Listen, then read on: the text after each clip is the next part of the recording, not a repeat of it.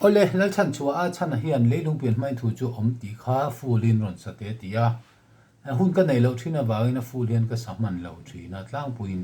a thluk hriat nan kan han da mai thina hela po hi Christian un number zali som panga hriat chen a hluberi suwa ka ta ti nei khan a thlukin anga kan soi to a sap la phei chuan blessed assurance ti kha nia ki dik tak hi di ania leilung pian in thu chu a o pa pathian nen cha tuanina in zom ti kha nia sang viau me a chu vain si bok hian an sa le mai la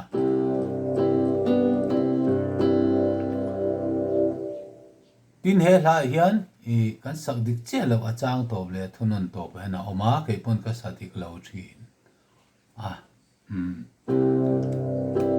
Enki mazain amana siam lo om lo khovelan ti mai hi ola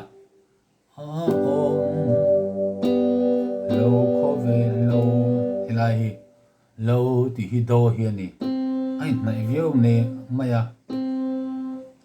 lo khovelan ti le lo khovelan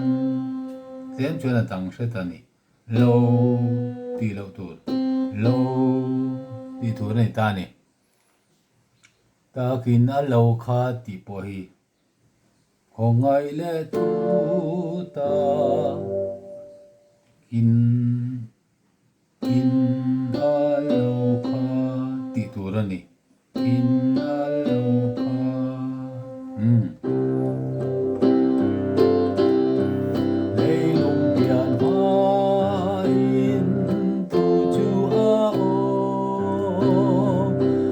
Pathian nen cha tuanina in zom Enki mazain amana siam lo lo kovela chu chan chin na chuan hei kan lo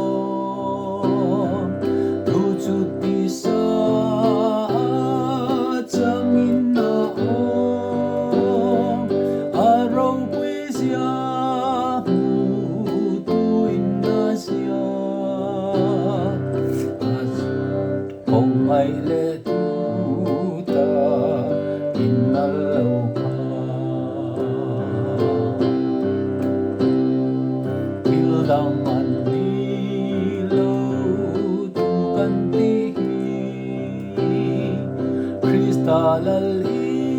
Iswa me kha ni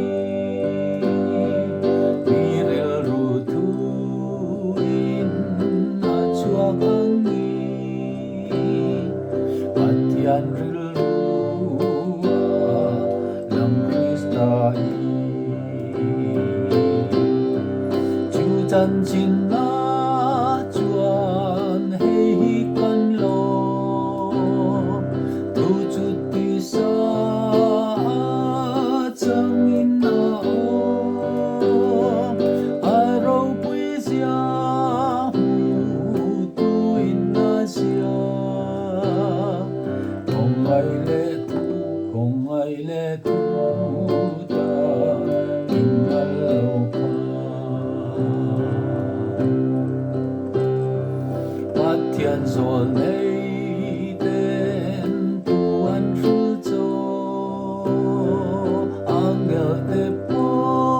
ina in ria tir mo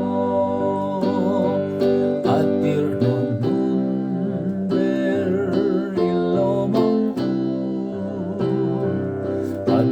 mi ring fa pa nghe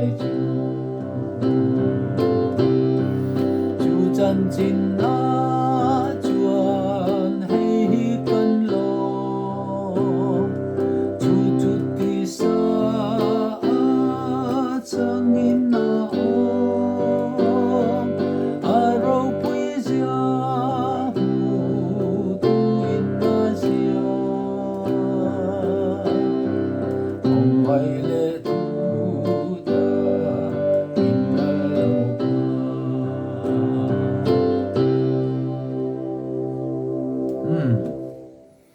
khá đi khá đi đủ tàu phốt mấy ang phần này sẽ xua khá đi mỗi đứa thuộc lâu mấy thế kan sắc đàn khá chung aron request tu khá lal chan chua chana ani